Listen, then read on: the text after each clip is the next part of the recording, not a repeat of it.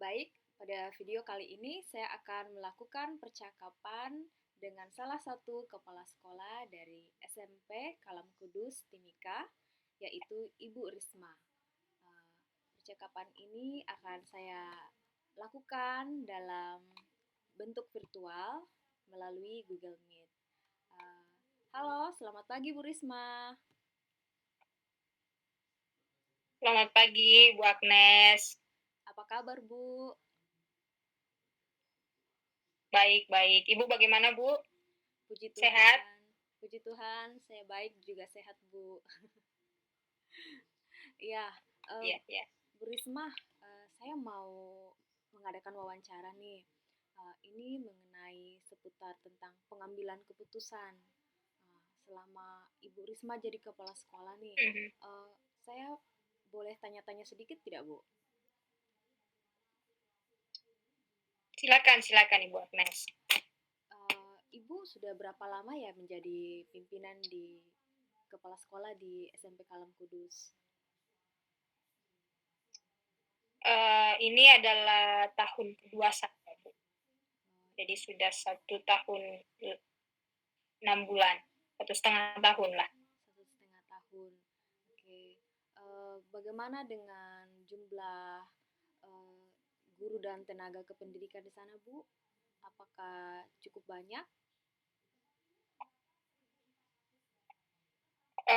Tentu sesuai dengan jumlah murid ya. Jadi kami punya guru ada 20 lebih, 23. Kalau dengan jumlah siswanya, Bu? Murid kami ada 243. Oke. Berarti cukup banyak juga ya, Bu. Berarti Ya, ini juga akan sangat berpengaruh dalam setiap ibu mengambil sebuah keputusan. Oke. Eh, ya. saya ada beberapa pertanyaan, Bu. Ada 8. Yang pertama, saya ingin tanyakan nih, Ya. Bu. Selama ini bagaimana Ibu bisa mengidentifikasi kasus-kasus yang merupakan dilema etika atau bujukan moral, Bu?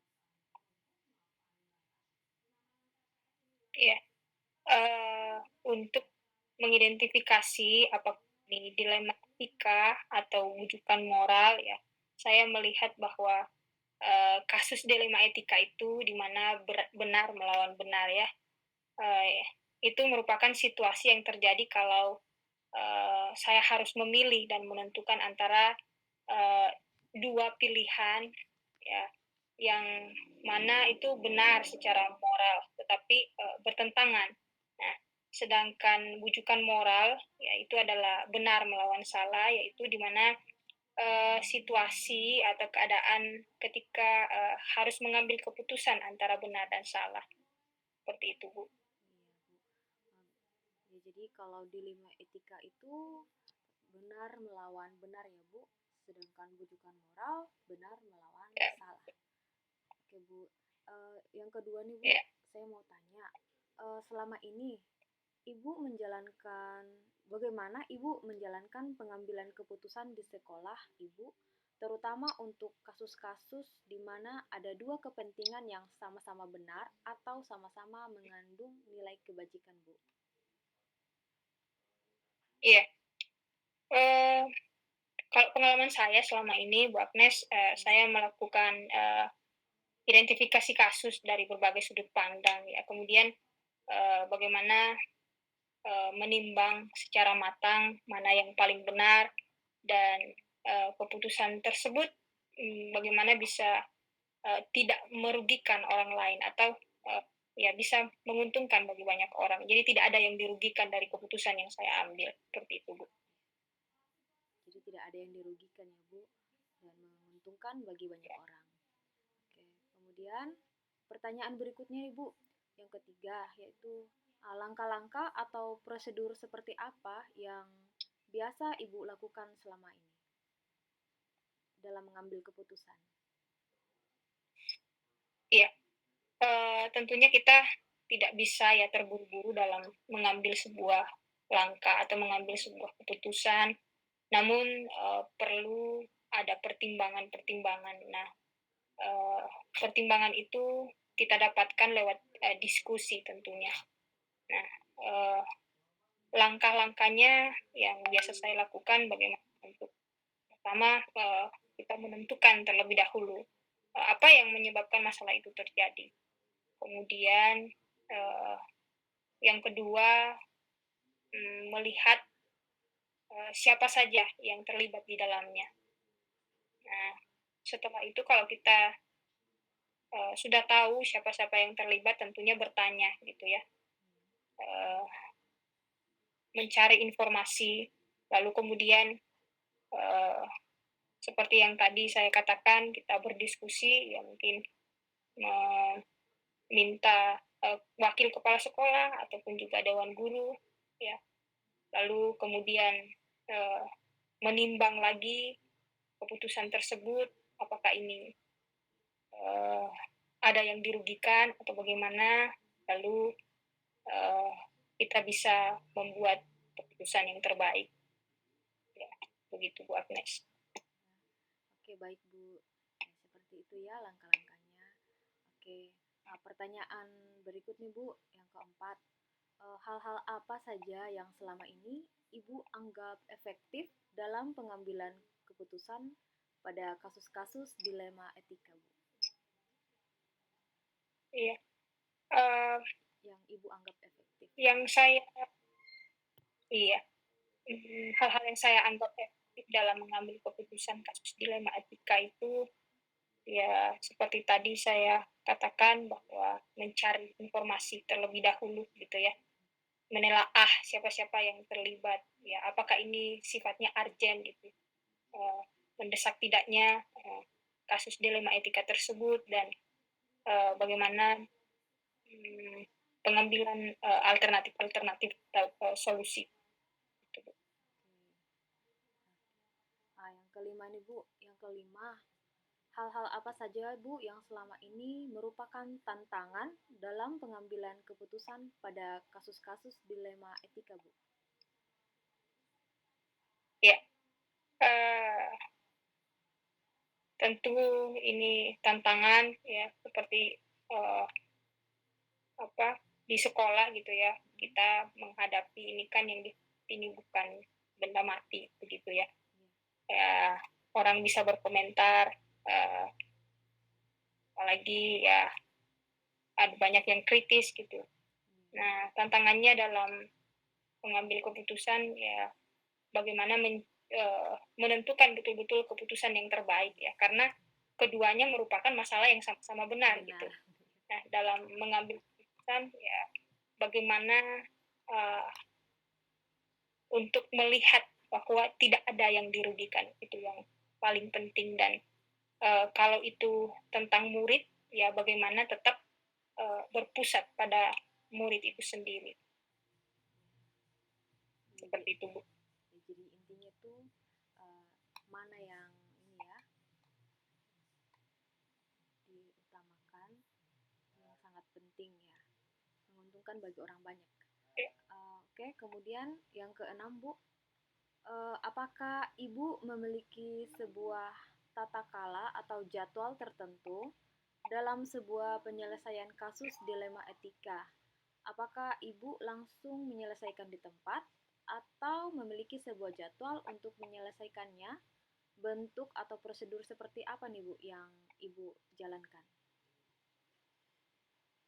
Iya, yang saya alami biasanya Ibu Agnes, saya berusaha bagaimana supaya masalah itu tidak berlarut-larut ya.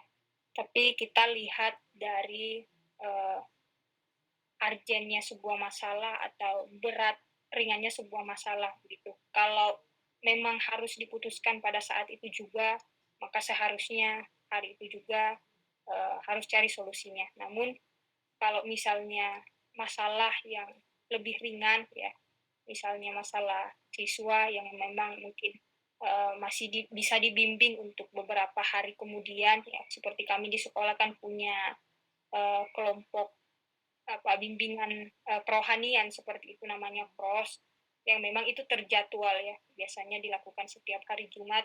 Ya, mungkin ada hal-hal yang dilakukan oleh murid seperti ketidaktaatan pada peraturan-peraturan yang ya hal-hal yang mungkin menjadi kebiasaan-kebiasaan kita atau budaya kita di sekolah dan itu dilanggar, ya saya kira itu masih bisa dilakukan terjadwal dalam jadwal itu, dalam bimbingan itu. Tetapi kalau kita melihat masalah itu memang berat, harus diputuskan, maka uh, tentunya ya bagaimana masalah itu harus diselesaikan di waktu itu juga. Sesegera mungkin, pokoknya. Seperti itu, Bu. Oke, baik, Bu. Pertanyaan yang ketujuh nih, Bu. Adakah seseorang atau faktor-faktor apa yang selama ini mempermudah atau membantu Ibu dalam pengambilan keputusan dalam kasus-kasus dilema etika ini, Bu? Iya. Dalam mengambil keputusan itu saya selalu mengajak para wakil kepala sekolah untuk berdiskusi. Kebetulan di sekolah ada 2 wakil kepala sekolah bagian kurikulum dan kesiswaan, ya. Kalaupun itu juga harus melibatkan wali kelasnya, ya. Kalaupun itu juga harus melibatkan wali murid atau orang tua murid, gitu ya, atau orang-orang yang mempunyai kedekatan personal dengan orang yang mengalami permasalahan ini. Jadi justru ketika kita mengajak seperti ini, berdiskusi, bermusyawarah, jadi kan banyak yang membantu dalam mencari alternatif solusinya. Oke, baik. Jadi seperti itu ya, Bu. Yeah. Oke. Nah, pertanyaan terakhir, Bu, atau yang ke-8. Dari semua yang telah Ibu sampaikan, pembelajaran apa yang Ibu petik dari pengalaman Ibu dalam mengambil keputusan dilema etika, Bu? Iya. Saya belajar, Bu, bahwa dalam mengambil sebuah keputusan itu perlu kehati-hatian, ya, harus bijak untuk mencari informasi terlebih dahulu, ya, supaya ada pertimbangan yang bisa kita dapatkan, ya, untuk memutuskan yang terbaik. Ya, saya kira begitu, Bu Agnes. Jadi itu pembelajaran yang Ibu dapat, ya.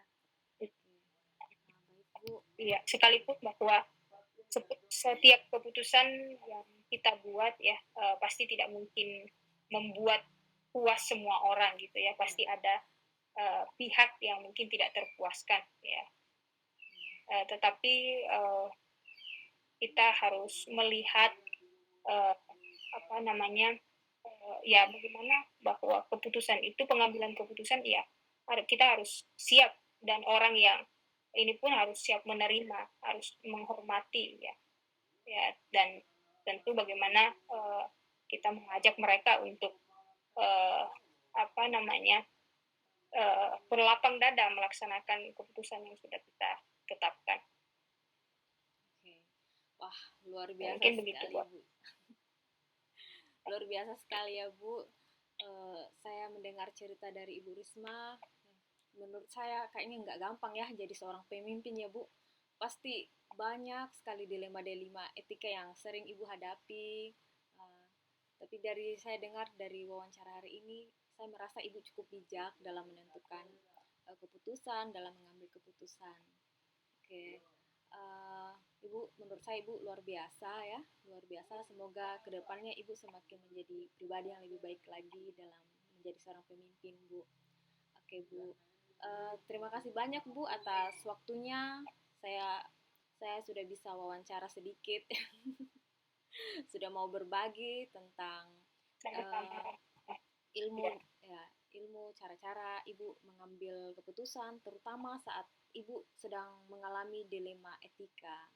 Ya, seperti yang kita ketahui, dilema etika ini kan memang sangat bagaimana ya, benar lawan benar, jadi pasti sangat sulit ya untuk kita menentukan keputusan mana yang terbaik. Iya, betul. Oke, Bu Risma, terima kasih banyak atas waktunya. Mungkin sekian, Bu. Sama-sama. Ya. Ya. Mungkin sekian untuk wawancara hari ini, Bu. Ya, mungkin kita bisa jumpa lagi di wawancara selanjutnya. Oke Bu, terima kasih. Oke, sampai jumpa lagi. Ya, Terima kasih. selamat pagi. Ya.